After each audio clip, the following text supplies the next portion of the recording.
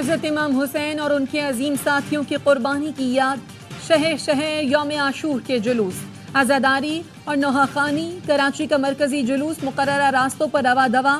لاہور میں گزشتہ رات نثار حویلی سے برآمد ہونے والا جلوس روایتی راستوں پر گامزن۔ کوئٹہ میں مومن آباد سے نکلنے والا جلوس علمدار روڈ پر ختم ہوگا۔ پشاور میں بھی عاشورہ کا مرکزی جلوس منزل کی جانب گامزن ہے۔ عزاداران کے لیے سبیلوں کا اہتمام، نظر و نیاز کا سلسلہ بھی جاری۔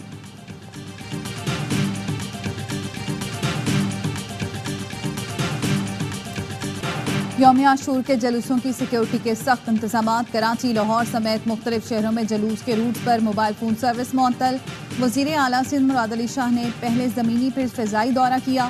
D G Rangers Sindh major general Azhar Waqas کا رینجرز کے کمانڈ اینڈ کنٹرول سینٹر کا دورہ، انتظامات کا جائزہ لیا۔ وزیر اطلاعات پنجاب عظمہ بخاری کہتی ہیں صوبے میں سیکیورٹی کے فول پروف انتظامات کیے گئے۔ وزیر اعلیٰ مریم نواز خود نگرانی کر رہی ہیں۔ پنجاب میں پہلی بار محرم میں انٹرنیٹ اور موبائل سروس فعال ہے۔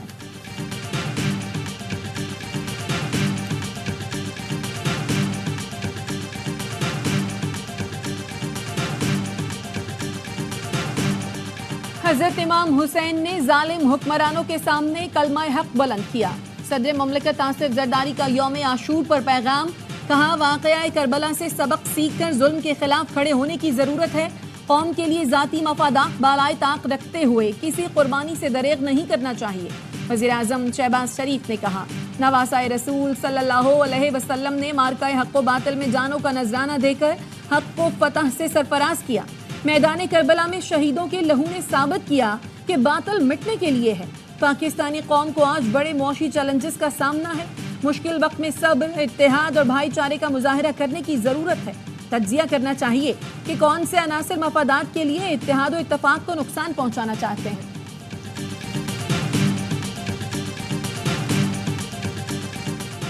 کراچی کے علاقے میمن گوٹ میں 5 بچے مین ہول میں گر گئے، 2 بچے جاں بحق، 3 کو زخمی حالت میں نکال لیا گیا۔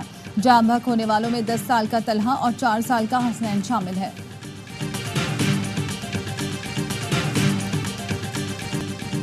بنو چھاؤنی پر حملے میں شہید جوان آبائی علاقوں میں سپرد خاک۔ نائب صوبیدار محمد شہزاد کو پونچھ، حوالدار شہزاد احمد کو نیلم آزاد کشمیر، حوالدار ضلع حسین کو خوشاب میں سپرد خاک کیا گیا۔ سپاہی ارسلان اسلم کی بہاولپور، سبحان مجید اور اشفاق حسین کی مظفر آباد میں تدفین۔ امتیاز خان کو کرک اور ایف سی کے لانس نائک سبز علی خان کو لکی مروت میں پورے فوجی اعزاز کے ساتھ سپرد خاک کیا گیا۔ آئی ایس پی آر کا کہنا ہے مادر وطن سے دہشت گردی کی لعنت اور آخری دہشت گرد کے خاتمے تک یہ جنگ جاری رہے گی۔ شہداء کی عظیم قربانیاں کسی صورت رائیگاں نہیں جائیں گی۔ Dera Ismail Khan rural health centre پر حملے میں شہید صوبیدار محمد فاروق اور سپاہی جاوید اقبال نارووال اور خانیوال میں فوجی اعزاز کے ساتھ سپرد خاک۔ Sure. So I'll first say that of course the Pakistani people have suffered greatly at the hands of violent extremists and terrorists. We have a shared interest with the Pakistani people and the government of Pakistan in combating threats to regional security. پاکستانیوں نے دہشت گردوں کے ہاتھوں بہت نقصان اٹھایا۔ ترجمان امریکی محکمہ خارجہ میتھیو ملر کا کہنا ہے علاقائی سلامتی کے خطرات سے نمٹنا ہمارا مشترکہ مفاد ہے۔ کابل یقینی بنائے افغان سرزمین سے دہشت گرد حملہ نہ ہو۔ امریکی فوج کا دہشت گرد حملے میں پاکستانی فوجیوں کی شہادت پر اظہار افسوس۔ ترجمان Pentagon major general Patrick Ryder کا کہنا تھا پاکستان خطے میں دہشت گردوں سے مشکل جنگ لڑ رہا ہے۔ امریکہ اور پاکستان دہشت گردی کے خلاف مل کر کام کر رہے ہیں۔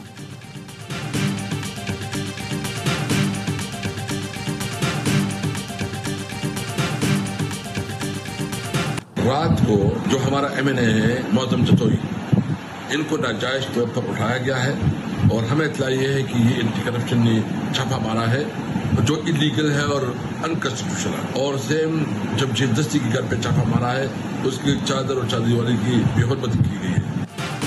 ہمارے ارکان کو گھروں سے اٹھایا جا رہا ہے۔ مظفر گڑھ سے معظم جتوئی کو اینٹی کرپشن نے حراست میں لے لیا۔ کل رات جمشید دستی کے گھر چھاپا اور چادر چار دیواری کی بے حرمتی کی گئی۔ اسد قیصر کہتے ہیں اسپیکر قومی اسمبلی کو بتائے بغیر کیسے کسی رکن کو گرفتار کیا جا سکتا ہے؟ پارلیمنٹیرین کے ساتھ ایسا رویہ ہے تو عام آدمی کے ساتھ کیا ہو رہا ہوگا؟ تحریک انصاف کو دیوار سے لگانے کا سلسلہ بند ہونا چاہیے۔ ہم آئین اور قانون کے اندر رہتے ہوئے مقابلہ کریں گے۔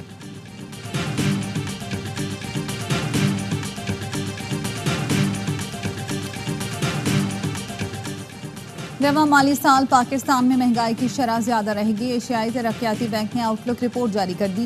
कहा पाकिस्तानी मईशत में कर्जों का हजम 7% कम होकर 70% तक हो सकता है। रवा माली साल 62% महसूलात कर्जों की अदायगी पर खर्च होंगे। गुज़श्ता माली साल शरह नमू 2.4% रही। मौशी तरक्की की शरह में ज़राअत ने अहम किरदार अदा किया। महंगाई की शरह 38 से कम होकर 11.8% तक पहुंची। महंगाई में कमी से पॉलिसी रेट में कमी हुई।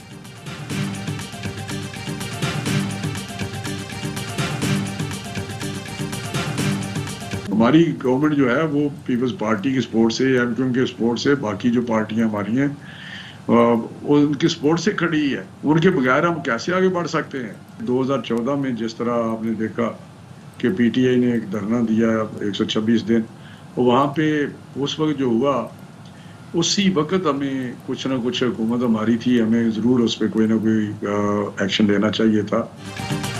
पीपल्स पार्टी के ताउन के बगैर आगे नहीं बढ़ सकते। रहनुमा नून लीग राना तनवीर हुसैन कहते हैं 2014 में जब पीटीआई ने धरना दिया था उस वक्त एक्शन लेना चाहिए था। जब सिविल नाफरमानी की बात की पाबंदी लगनी चाहिए थी। 2014 में ही पीटीआई पर पाबंदी लग जाती तो आज ये दिन न देखने पड़ते। बानी पीटीआई एक एजेंडे पर चल रहे हैं जो पाकिस्तान के खिलाफ है। पीपल्स पार्टी कभी भी पीटीआई के साथ नहीं जाएगी। पीपल्स पार्टी वालों के बयानात हैं कि पीटीआई ठीक जमात नहीं।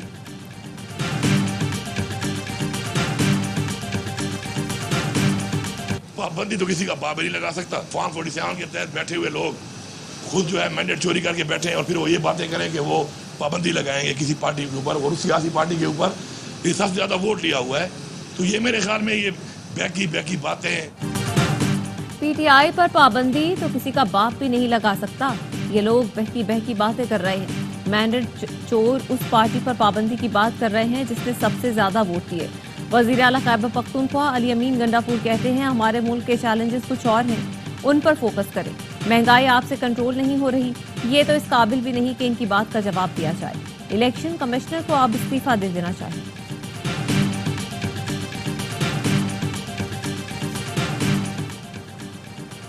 दहशतगर्दी की जिम्मेदारी खैबर पख्तूनख्वा पर डालना वफाक की नाकामी है।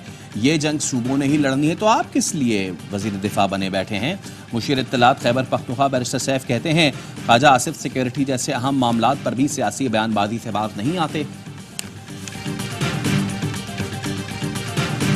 कुछ जजों के नाम अभी आए हैं। कल हमने भी पाकिस्तान बार के कुछ मेंबरान हमने स्टेटमेंट इशू किया है, हमने इसकी मुखालफत की है कि इसका इंप्रेशन ये ना जाना चाहिए कि आप कोर्ट को पैक करना चाह रहे हैं। इस पे हमने स्टैंड लिया है और अगर ये हुआ अगर हम चैलेंज भी करेंगे।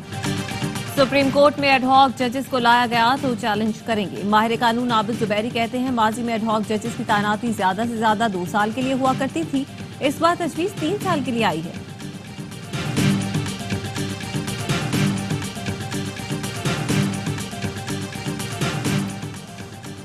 आईपीपी से मुआहिदों पर नजरसानी तक मुल्क आगे नहीं बढ़ सकता। बिजली की मौजूदा कीमतों पर सनद चल सकती है, न घरेलू सार्फिन बिल दे सकते हैं। साबिक विफाकी वजीर गौहर एजाज कहते हैं कौम को बताया जाए बंद पावर हाउसेस को सालाना 2000 अरब अदायगी के जिम्मेदारान कौन हैं। और कराची में समंदरी हवाएं मुअत्तल, शदीद गर्मी और हब्स हीट वेव जैसी सूरत हाल। 40 डिग्री सेंटीग्रेड की गर्मी 52 जैसी महसूस होने लगी। मतला, अबर आलूद और मुख्तलिफ इलाकों में बूंदाबांदी के बावजूद भी गर्मी का जोर बरकरार। मुल्क के बेशतर इलाकों में भी मौसम शदीद गर्म। बालाई खैबर पख्तूनख्वा, पंजाब, ज़ेरी सिंध और कश्मीर में चंद मकामात पर बारिश का इम्कान।